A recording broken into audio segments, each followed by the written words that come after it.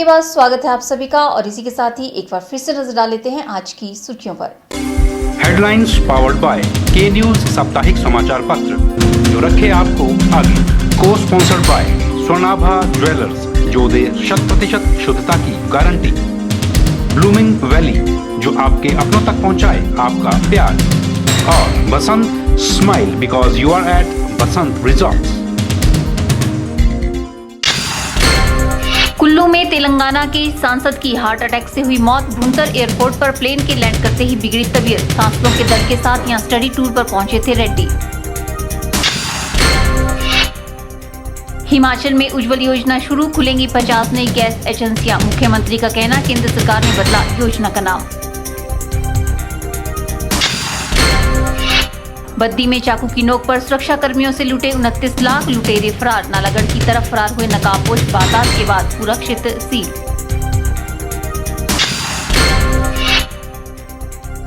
और हर्षोल्लास के साथ मनाई गई संत कबीर जयंती। प्रवचनों के माध्यम से हुआ संत महिमा का बखान। इतिहास में पहली बार मंडी शहर के चौहाटा बाजार के साथ लगती चंद्रलोक गली में खुले शराब के ठेके का विरोध बढ़ता जा रहा है। गली के लोगों की माने तो जहां पर शराब का ठेका खोला गया है, उसके साथ वाली मिठाई की दुकान में कभी प्रधानमंत्री नरेंद्र मोदी गजरेले खाते और चाय पीते थे।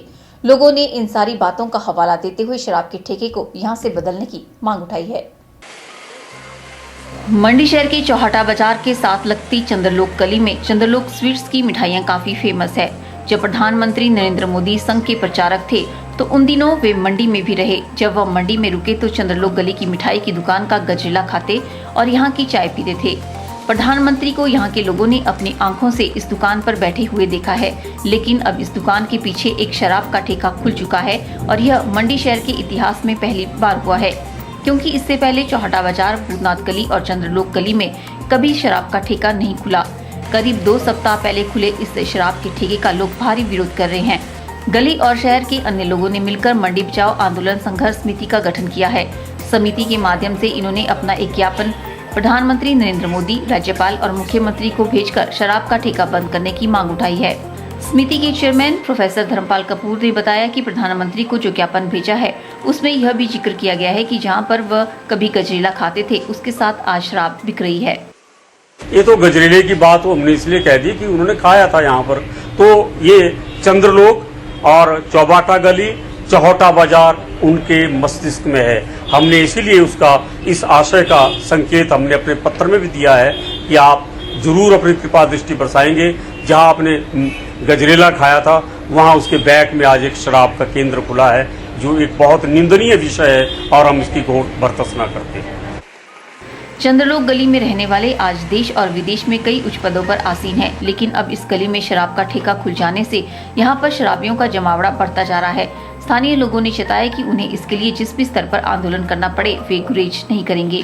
तो हमारा अनुरोध है INTUC का, और हम मांग करते हैं सरकार से कि इस जल्द से जल्द कार्रवाई करके, चाहे कोई बहाना बनाए, चाहे कितना ही कोई इन्फ्लुएंशियल आदमी पैसे वाला क्यों ना हो, अगर जरूरत पड़ी कोई थ्रेट भी आए तो हम थ्रेट सहने के लिए भी तैयार हैं। नेक्स्ट स्टेप हमारा धरना होगा। धरने के बाद हम रैलियां करेंगे, प्रदर्शन करेंगे और कोशिश करेंगे कि सरकार को वाध्य करें कि इस कृत्य को, जो गलत कृत्य है, उसको समाप्त किया जाए। इस शराब की दुकान को यहाँ से शिफ्ट करके किसी और जगह ले जाया जाए, रिहायशी इलाकों में ना।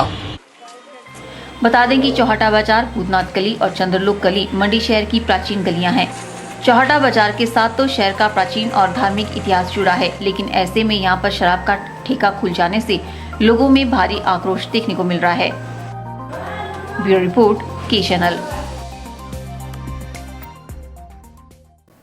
मंडी पुलिस की टीम ने गाड़ी को धोखे से गायब करने के मामले में बिलासपुर से दूसरे उद्घोषित आरोपी को दबोचने में कामयाबी हासिल की है और आरोपी को कोर्ट में पेश कर आगामी कार्रवाई अमल में लाई जा रही है।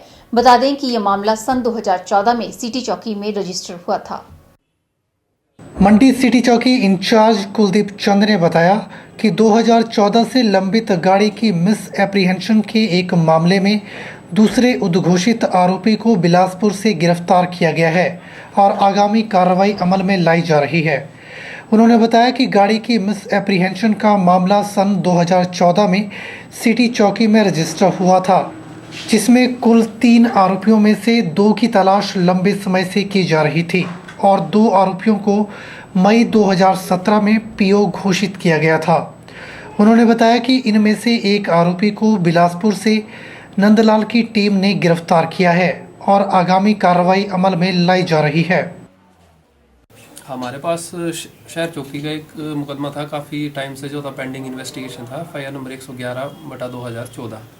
इसमें कि एक गाड़ी जो है उसकी मिस एप्रोप्रिएशन के चलते जो केस रजिस्टर्ड हुआ था, जिसमें 3 अक्यूज थे जो तीनों के तीनों बिलासपुर के रहने वाले थे। उनमें से एक आरोपी जो है वो तफ्तीश के दौरान पहले अरेस्ट किया जा चुका था। जो बाकी 2 रूपलाल और प्रदीप कुमार जो हैं वो लगभग 3 सालों से जो है वो लगातार जो हैं वो घर से गायब पाए जा रहे थे। तो उनमें से एक जो आरोपी रूपलाल है उसकी कल हमें इन्फॉर्मेशन मिली थी कि वो घर में है। तो उस सीक्रेट इन्फॉर्मेशन में मुख्य आरक्षी नंदलाल और उसके साथ 2 अन्य कांस्टेबल को जो है एक टीम गठित करके बिलासपुर का रवाना किया गया था।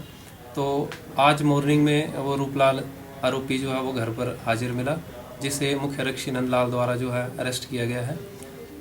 तो आरोपी को अरेस्ट करने के बाद चौकी शहर लाया गया है, जिसे कि हम जो है आज कोर्ट में पेश कर रहे हैं और उसके बाद इसका पुलिस रिमांड हासिल करके जो गाड़ी मिस अप्रोप्रिएट की गई है उस बारे में से छानबीन की जाएगी।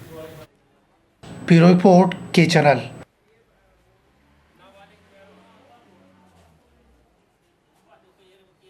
मिसेज इंडिया प्रतियोगिता में हिमाचल का प्रतिनिधित्व करने जा रही मनाली की विद्या नेगी ने बचपन से ही महिलाओं के हक को लेकर आवाज बुलंद की है। विद्या नेगी ने महिलाओं के उत्थान में सराहनीय योगदान देते हुए उन्हें उनका हक दिलाने में सराहनीय कार्य किए हैं। विद्या नेगी इन दिनों 4 जुलाई को चेन्नई में होने जा रही मिसेज इंडिया प्रतियोगिता की तैयारियों में जुटी हुई है। इस प्रतियोगिता में विद्या नेगी सहित हिमाचल की 6 महिलाएं अपनी प्रतिभा का लोहा मनवाएंगी। विद्या पिछले 20 सालों से नशाबंदी, दहेज प्रथा, महिला उत्पीड़न और महिलाओं के अधिकारियों के लिए कार्य कर रही है। 1992 से साक्षरता अभियान से जुड़कर ग्रामीण महिलाओं को गांव-गांव जाकर साक्षरता की ओर प्रेरित किया। कुल्लू के साथ साथ चंबा और कांगड़ा के दूरदराज क्षेत्रों की महिलाओं की मदद करने को rural technology development centre NGO गठित कर कई कार्यक्रम आयोजित किए। उन्होंने महिला उत्पीड़न के 300 से अधिक मामले सुलझाए। विद्या नेगी ने जल, जंगल, जमीन, जन और जानवर में बेहतर संतुलन बनाए रखने को प्राकृतिक संसाधनों के बारे समाज को जागरूक किया। विद्या नेगी ने चंबा के पिछले क्षेत्रों में 7000 सेब के पेड़ लगाकर कृषि को आधुनिक बनाने के लिए प्रेरित किया। आज एक अलग सी दिशा, जिसे हम ब्यूटी पेजेंट कहते हैं, सबको ये लग रहा है कि समाज सेवा और पॉलिटिक्स से ये हट के एक चीज़ है, लेकिन मुझे लगता है कि ये भी इसका ही महिला सशक्तिकरण का ही एक हिस्सा है। कि आज तक मैं लोगों के लिए काम करती हूँ, आज पहली बार मैं अपने लिए कुछ कर रही हूँ, अपने आप को लोगों के सामने प्रेजेंट कर रही हूँ कि विद्या नेगी क्या है। फ़िलहाल तो मैं मिसेस इंडिया की तैयारियों में जुटी हुई हूँ। क्लासिक मिस इंडिया का जो कंपटीशन चेन्नई में होने जा रहा है, इसकी जो ज़रूरतें हैं, किस तरह का पहनावा होना चाहिए, किस तरह का हमारा दिमागी सोच होनी चाहिए, किस तरह की हमारा शरीर का हमें ख्याल रखना है और किस तरह से हमें अपनी प्रेजेंटेशन वहाँ पे देनी है, चाहे वो वक्तव्य के रूप में है या चलने के रूप में है, उस सब की तैयारियों में आजकल। विद्या ने महिला सशक्तिकरण पर काम करते हुए मनाली कुल्लू में 700 स्वयं सहायता समूहों का गठन करवाकर ग्रामीण महिलाओं को आत्मनिर्भर बनाने में सराहनीय भूमिका निभाई है। नेगी ने हिमालय नीति अभियान से जुड़कर लोगों के हकूक की नीति बदलाव में अहम भूमिका निभाई। लोगों को उनके हक दिलाने के लिए लड़ाई भी लड़ी। वनों के संरक्षण को महिलाओं को संगठित कर वन कटाव पर शिकंजा कसा। विद्या नेगी ने जाति प्रथा पर भी काम करते हुए the craze road sea travel नामक एक डॉक्यूमेंट्री भी बनाई है।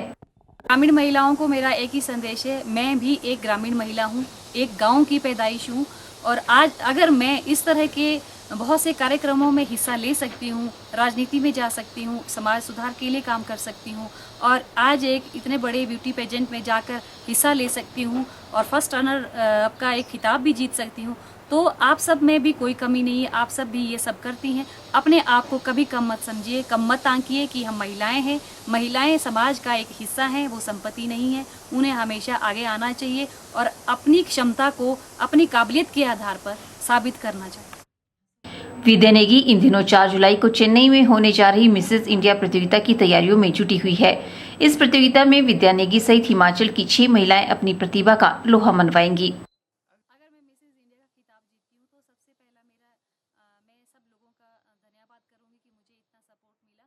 लेकिन अब मैं हमारे बहुत सारे जो अधिनियम हैं जो अभी लागू नहीं हुए हैं, जिसमें कि हमारे ग्रामीण लोग, हमारे गांव के लोग, गरीब वर्ग बहुत हताश हो रहे हैं और जिनके फायदे की वो चीज़ है, मैं उन सब अधिनियम को हिमाचल में लागू करने के लिए आवाज़ उठाऊं। के चैनल के लिए मनाली से शिवराम भ्राणा की रिपोर्ट। यहाँ रुकते हैं एक और ब्रेक के लिए। ब्रेक के बाद भी खबरों का सिलसिला यूं ही जारी रहेगा। आप देखते रहिए के चैनल।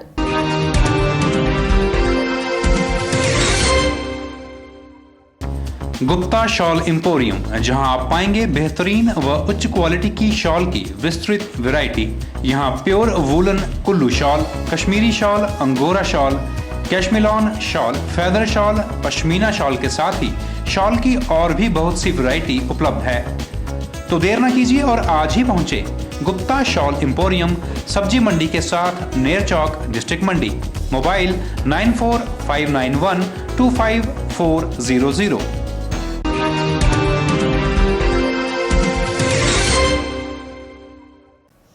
लोगों को स्वयं का रोजगार स्थापित करने को लेकर प्रेरित करने के उद्देश्य से राष्ट्रीय कृषि और ग्रामीण विकास बैंक नाबार्ड शिमला द्वारा सोलन में एक दिवसीय कार्यशाला का आयोजन किया गया, जिसमें प्रदेश भर से करीब 50 प्रतिभागियों ने भाग लिया।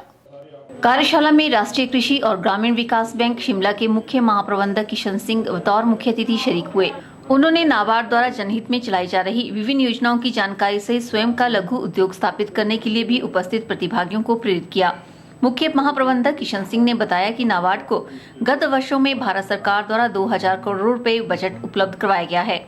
उन्होंने बताया कि प्रदेश में ज्यादातर लोग कृषि व बागवानी पर निर्भर है, लेकिन खाद्य वस्तुओं की प्रोसेसिंग यूनिट प्रदेश में नाम मात्र है, जबकि प्रदेश में खाद्य प्रसंस्करण इकाइयों को स्थापित करके किसान व बागवान अपनी आर्थिकी को और अच्छा कर सकते हैं। उन्होंने बताया कि इस कार्यशाला का मुख्य उद्देश्य युवाओं को स्वरोजगार स्थापित करने के लिए प्रेरित करना है, जिससे युवा आत्मनिर्भर बनकर अपनी आर्थिकी को भी सुदृढ़ कर सके। अगर आप देखें कि हमारे यहाँ फूड प्रोडक्शन जो फ्रूट की है, जहाँ फूड की है, जहाँ हमारे बहुत सारी ऐसी आइटम्स हैं जहाँ पर प्रोडक्शन हम बहुत अच्छे, हमारा लार्जेस्ट प्रोडक्शन हमारा है, लेकिन हमारी जो सबसे बड़ी प्रॉब्लम है कि प्रोसेसिंग में हम इस चीज को हमारी काफी कमी रही है कि हमारे यूनिट्स वगैरह हम इतनी ज्यादा स्टैब्लिश नहीं कर पाए। तो भारत सरकार ने एक नाबार्ड को एक दायित्व दिया है कि 2014 में अगर देखेंगे आप यूनियन बजट में डिक्लेयर किया गया था कि 2000 करोड़ का बजट क्रिएट किया गया, जिसमें फूड इंडस्ट्रीज को जो प्रोसेसिंग यूनिट के लिए हमें इसको प्रमोट करना है। तो उसी श्रृंखला में जो government of India, ministry of food processing industries जो है वो उनके माध्यम से कुछ जो हमारे फूड पार्क्स को इसमें डेजिग्नेट किया गया है। प्रदेश में ज्यादा से ज्यादा खाद्य प्रसंस्करण इकाइयां स्थापित करवाकर युवाओं को रोजगार उपलब्ध करवाना ही कार्यशाला का मुख्य लक्ष्य है। ब्यूरो रिपोर्ट, के चैनल, सोलन। छोटी काशी मंडी में श्री सद्गुरु कबीर जयंती प्रकाश उत्सव बड़े ही हर्षोल्लास के साथ मनाया गया। इस मौके पर भारी संख्या में श्रद्धालुओं ने टारना स्थित गुरुद्वारा में पहुंचकर शीश नवाया और आशीर्वाद ग्रहण किया। छोटी काशी मंडी में श्री सद्गुरु कबीर जयंती प्रकाश उत्सव बड़े ही हर्षोल्लास से मनाया गया।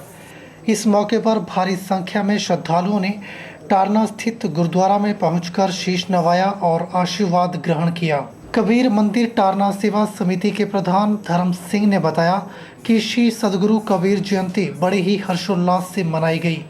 उन्होंने बताया कि 1 जून से लेकर 7 जून तक प्रभात फेरी और 8 जून को शहर भर में शोभा यात्रा निकाली गई, जिसमें भारी संख्या में श्रद्धालुओं ने हाजिरी भरी और आशीर्वाद ग्रहण किया। और आज सभी श्रद्धालुओं की मौजूदगी में ध्वजारोहण की रस्म अदा की गई व इसके पश्चात सत्संग का आयोजन किया गया, जिसमें श्रद्धालुओं ने भजनों और कीर्तनों के द्वारा श्री सद्गुरु कबीर जी की स्तुति की। हम पहली तारीख से लेकर के 7 तारीख तक जो है भजन नगर कीर्तन करते रहे, सुबह 4 बजे से लेकर के 6 बजे तक, और उसके बाद यहाँ आरती करते थे। इस तरह से हमने 7 दिन तक जो है पूरे बाजार का चक्कर लगाया और सभी लोगों को ये संदेश पहुँचाया कि प्रेम से रहो, प्यार से रहो, इस संसार में सब भाई भाई है। जब हमारे समाज में एक सांप्रदायिक जो दंगे हो रहे थे या सांप्रदायिक भावना फैली हुई थी, उस भावना को मिटाने के लिए इन्होंने जो है अपने खुले दिल से जो है हर समाज के प्रति जो है ऊपर उठाने की भरसक कोशिश की। आज हम सत्संग मना रहे हैं। लोग बड़े दूर दूर से जो है यहाँ आए।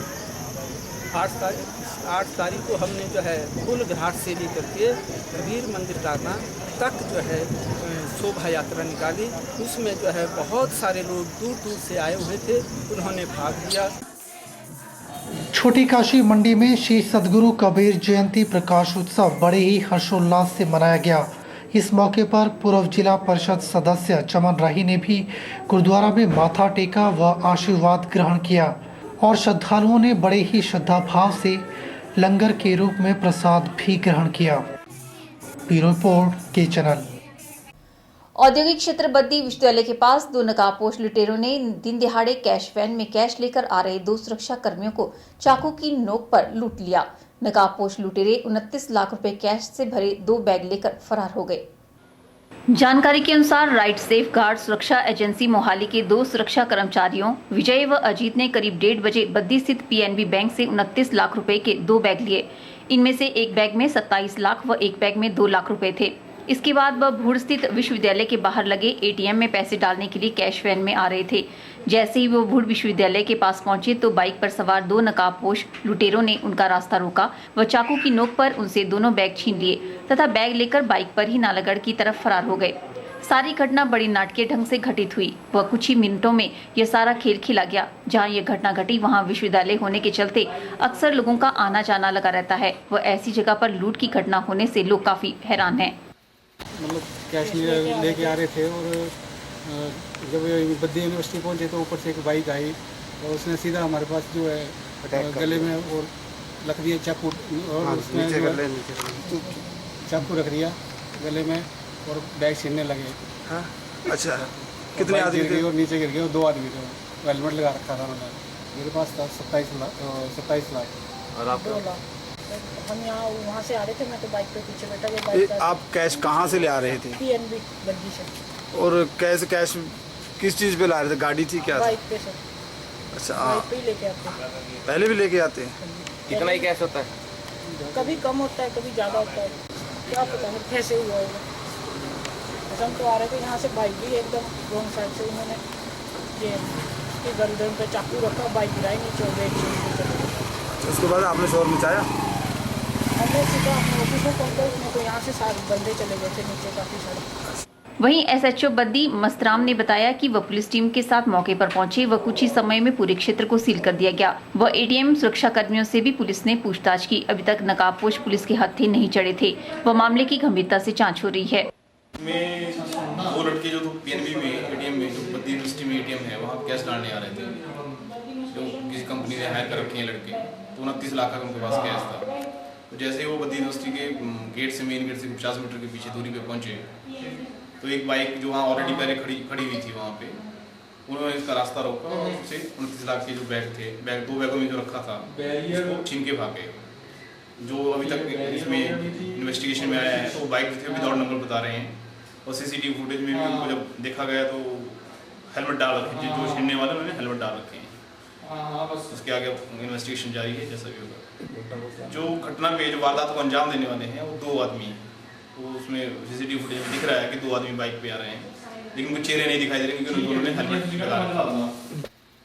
उन्होंने कहा कि मोबाइल लोकेशन के आधार पर लुटेरों की तलाश हो रही है व जल्द ही लुटेरे पुलिस की गिरफ्त में होंगे। के चैनल के लिए बद्दी से नंदलाल ठाकुर की रिपोर्ट। आज के बुलेटिन में फिलहाल इतना ही। सपना ठाकुर को दीजिए इजाजत। नमस्कार।